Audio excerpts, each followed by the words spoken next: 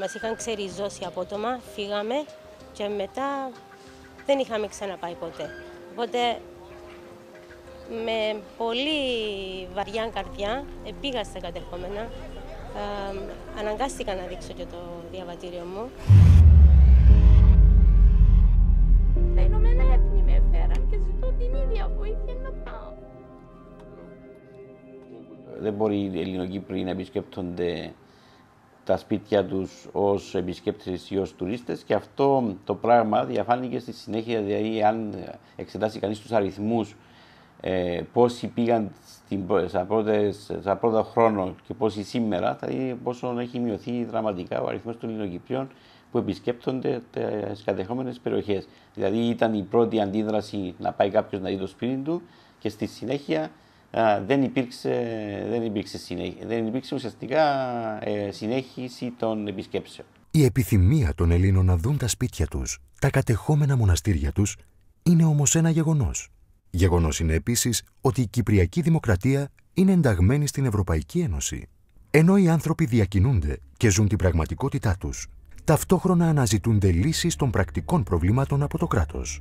Πώς όμως θα δοθεί δίκαιη λύση των προβλημάτων διαρκούσης μιας άδικης κατάστασης? Για να βοηθήσει τους Τουρκοκύπριους, η Κυπριακή Δημοκρατία εξήγηλε την εφαρμογή μιας σειράς από μέτρα. Μετά την ένταξη της Κύπρου στην Ευρωπαϊκή Ένωση, είχαν ληφθεί μια σειρά μέτρα από πλευράς της Κυπριακής Δημοκρατίας, τα οποία μέτρα είχαν ενισχυθεί και μετά το δημοψήφισμα του 2004. Έκρινε η τότε κυβέρνηση ότι λόγω της απόρριψης του σχεδίου ΝΑΝ θα έπρεπε να γίνουν κινήσεις προσέγγισης προς τους Τουρκοκύπριους, σε μια προσπάθεια να διατηρηθεί μια σύνδεση μεταξύ των δύο κοινοτήτων και μεταξύ της Κυπριακής Δημοκρατίας και των Τουρκοκυπρίων. Έχουμε δει και υπάρχουν τα στοιχεία ότι ένας μεγάλος αριθμός Τουρκοκυπρίων έχει αποκτήσει διαβατήριο και ταυτότητα της Κυπριακής Δημοκρατίας. Οι αριθμοί μπορεί και να ανέρχονται στις 60-65.000, μπορεί και περισσότερο. Αυτό τους δίνει τη δυνατότητα ως πολίτες πλέον της Ευρωπαϊκής Ένωσης, ως πολίτες της Κυπριακής Δημοκρατίας και κατ' επέκταση της Ευρωπαϊκής Ένωσης, να έχουν μια σειρά από πλεονεκτήματα και εντός Κύπρου και εκτός Κύπρου. Εύκολα είναι αυτότητα και θέλουμε εγκαινήριο και έτσι να έρθουμε. Διαβατήριο? Ναι. Νοσοκομείο, αλληλεγουλεύει. Για δεύτερο ήταν. Πρώτη φορά πάει σε αυτό ήταν... Τέλειωσε, να είναι καινούργος. For ID and passport. ID and passport? Yeah.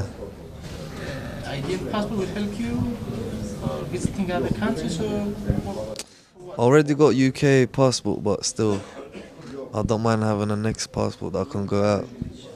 Η Κυπριακή Δημοκρατία σε διάφορες περιπτώσεις ουσιαστικά παρέγραψε νομικές διαδικασίες για να δείξει ότι δεν επιθυμεί να δημιουργήσει πρόβλημα στους πολίτες της Τουρκοκύπρου. Η διακίνηση αυτοκινήτων με παράνομους αριθμούς εγγραφής που δεν ελέγχονται από τα αρμόδια όργανα της Κυπριακής Δημοκρατίας κυκλοφορούν ελεύθερα στις ελεύθερες περιοχές. Αυτό δεν είναι κάποιο είδους υποκρισία, ας πούμε, έναντι των Τουρκοκυπρίων. Είναι ένα πρακτικό πρόβλημα που θα προέκυπτε αν απαγορευόταν η κυκλοφορία τους, και παρακάμφθηκε μόνο και μόνο για να φανεί και φαίνεται ότι οι Τουρκοκύπροι που είναι πολίτες δικαιούνται όσα δικαιούνται και οι Ελληνοκύπροι ισότιμοι. Στην προσπάθεια της η Κυπριακή Δημοκρατία να αποδείξει την καλή της θέληση έναντι των Τουρκοκυπρίων, πήρε ετεροβαρή μέτρα. Γεγονός που προκαλεί την αγανάκτηση των Ελληνοκυπρίων που νιώθουν αδικημένοι. Και νιώθουν αδικημένοι γιατί ενώ υπέστησαν την εισβολή και έγιναν πρόσφυγες από το 1974, πληρώνουν μόνο αυτοί για τα υπερπρονόμια των Τουρκοκυπρίων. Δηλαδή οι Τουρκοκύπροι παίρνουν χωρίς να προσφέρουν. Η χαλάλη τους, αλλά να υπάρχει και αναγνώριση. Όχι από την άλλη να μας λένε για την απομόνωση και πιάσαν το και κάμαν το παντιέραν. Σε τούτον εγώ νομίζω ότι είναι αδικία προς τους Ελληνοκύπριους, γιατί σε όλες τις υπηρεσίες πιο πολύ προτεραιότητα έχουν οι Τουρκοκύπροι, μετά εμείς.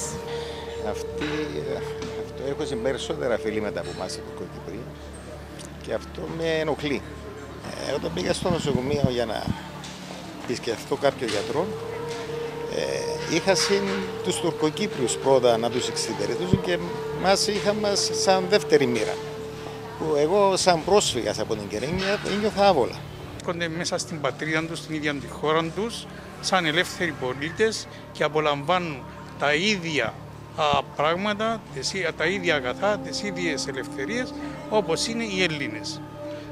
Το αντίθετο συμβαίνει όταν κάποιος Ελληνοκύπριος ή Ελληνοκύπριοι πάνε στα κατεχόμενα δυστυχώς και εκεί υπάρχει το στίγμα της στρατοκρατίας και της αστυνόμευσης. Δεν διαφορώ να απολαμβάνει κανένα τα δικαιώματα του, αλλά όπως έχει δικαιώματα έχει και υποχρεώσεις. Συνεπώς, οφείλει το κράτος, οφείλει η πολιτεία, ναι, έχεις κάποια δικαιώματα, είσαι πολίτης αυτής της χώρας, όπως είσαι πολίτης, έχεις και υποχρεώσεις. Νομίζω ότι το sharing τους αν είναι απομονωμένοι.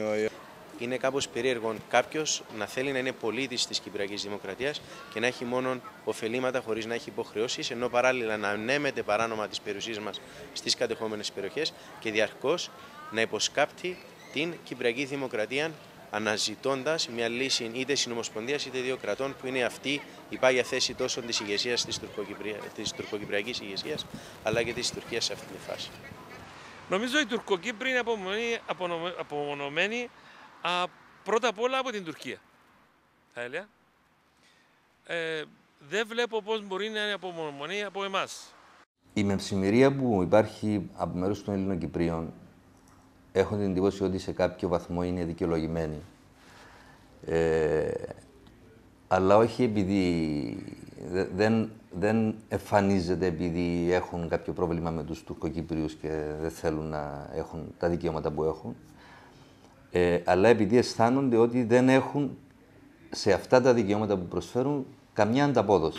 Και το γεγονός ότι υπάρχει μια συζήτηση που άνοιξε τώρα ότι έχουν υπερπρονόμια οι Τουρκοκύπροι, δεν πληρώνουν στα νοσοκομεία, δεν, και ίσως αυτό να είναι και αρνητικό όσον αφορά τα συναισθήματα των Ελληνοκυπρίων.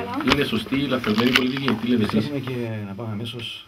Στο στούντιο του ραδιοφωνικού σταθμού Ο Λόγος ανοίγει μια συζήτηση στον αέρα με θέμα την απομόνωση των Τουρκοκυπρίων. Λοιπόν, πάμε στο επόμενο ακροατή. Ευχαριστούμε. Παρακαλώ, καλό μεσημέρι, σας ακούμε.